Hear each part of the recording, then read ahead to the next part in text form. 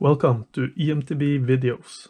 So, the new Specialized Levo has been announced, and it's a great bike. It sort of reminds us of the Santa Cruz Bullit, which was one of the best bikes we have ridden so far, and so is the Levo. But it's not all positive.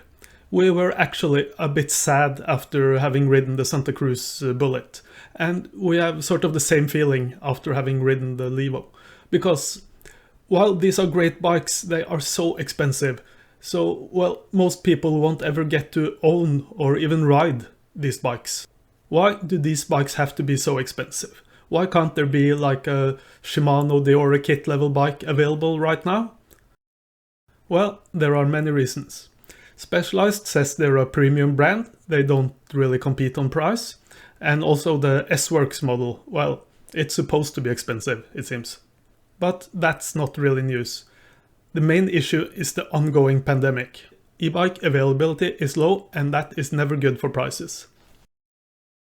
Shipping costs has skyrocketed. When bidding for a container, the bike manufacturers could end up paying like 100 times more than what they paid the same time 2 years ago. And many industries are suffering after the more or less global shutdown about a year ago, including the bike industry. Delivery times can be over a year for some components, especially the cheaper ones like the Shimano Deore bits. But the more expensive SRAM Axis wireless group, that is actually available. And that sort of makes sense.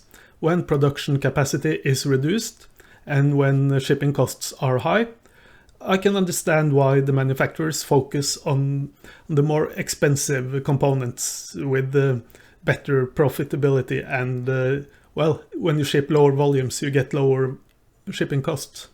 So SRAM will focus on the Axis group set, and naturally Specialized will focus on the S-Works bikes, partly because, well, it's only the Axis group set that is largely available. So as soon as production and shipping returns to normal, we should see cheaper bikes, right?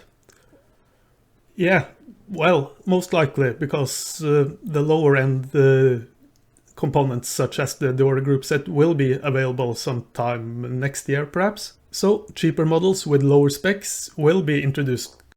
So will we go back to the pre-COVID prices then?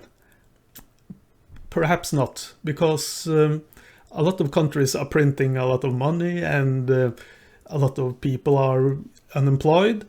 So economists fear we are entering a phase of stagflation, also known as recession inflation or hyperinflation perhaps. That's economy talk. It seems to translate into increased prices.